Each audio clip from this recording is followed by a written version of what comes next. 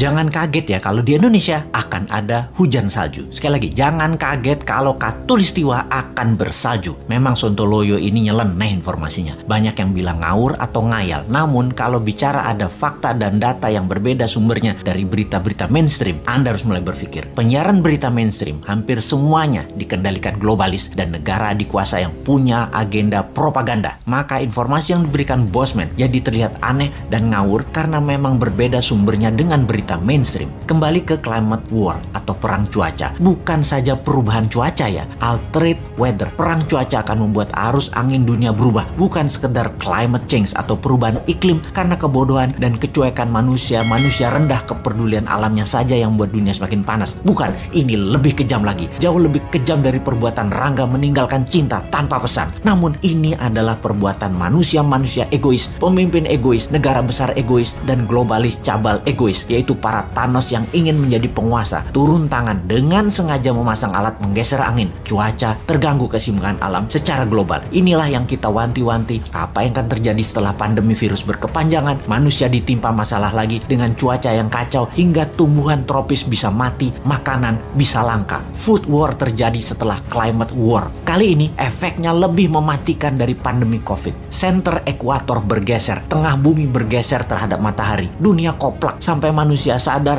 bahwa kita punya common enemy atau musuh bersama, yaitu alam yang tidak dipelihara. Seperti tubuh manusia tidak dipelihara di usia senja, berbagai penyakit dideritanya. Ternyata sahabat, ada fakta lain kalau kita ingin membalik semua keadaan tersebut. Banyak buktinya. Misalnya, ada seseorang di usia 65 tahun baru mulai hidup sehat. Di usia 80 tahun usia biologisnya, tetapi body age-nya seperti orang berumur 30 tahunan karena dirawat dengan baik walaupun mulainya dari umur 65. Dia makan sehat, olahraga, dan lain sejenisnya. Sekali, padahal selama 65 tahun hidupnya berantakan, namun ketika diputuskan berubah 180 derajat, balik arah, semua bisa jadi muda lagi, sehat lagi. Dunia pun sama. Selama ini dunia tidak dirawat oleh manusia, maka penyakit bumi itu banyak. Hal inilah yang membuat bumi menua dengan cepat dan menjadi renta. Tapi bukan tidak bisa disembuhkan. Bisa, selama kita semua sepakat berjuang memperbaiki. Indonesia di tahun 2045 adalah pemimpin yang akan memimpin perbaikan alam dunia ini semua. Untuk itu, New Mind selama 24 tahun ke depan hingga tahun 2045 akan pegang kendali utuh, menyelesaikan masalah dalam negeri dan luar negeri, menyetop kegilaan Amerika dan Tiongkok, serta menyetop globalis cabal. Ini bukan impian kosong. Ini mungkin impian segelintir orang awalnya. Namun, ketika 1 juta orang percaya, akan jadi collective belief. Ketika 10 juta orang pertama, kekuatan keyakinan makin besar. Dan ketika 100 juta orang percaya, maka Indonesia akan bergetar. Ketika 270 juta orang Indonesia percaya, Indonesia menang. Dan ketika 1 miliar manusia percaya, dunia semakin sehat. Ketika 5 miliar manusia sepakat, maka dunia damai selamanya. Saat ini, silahkan kalian percaya dengan pejabat yang mendukung penyedot nikel dari tanah air tercinta ini hingga 3 tahun ke depan, supaya musnah cadangan nikelnya. Silahkan dukung. Tapi kalau mau Indonesia baru, dunia baru, siapkan konsep bernegara yang membuat Indonesia akan menjadi negara superpower. Ubah pola pikir lama dan semua pejabat incumbent termasuk yang mencalonkan di tahun 2024 yang dari incumbent. Mereka semua pikirannya lama. New Mind,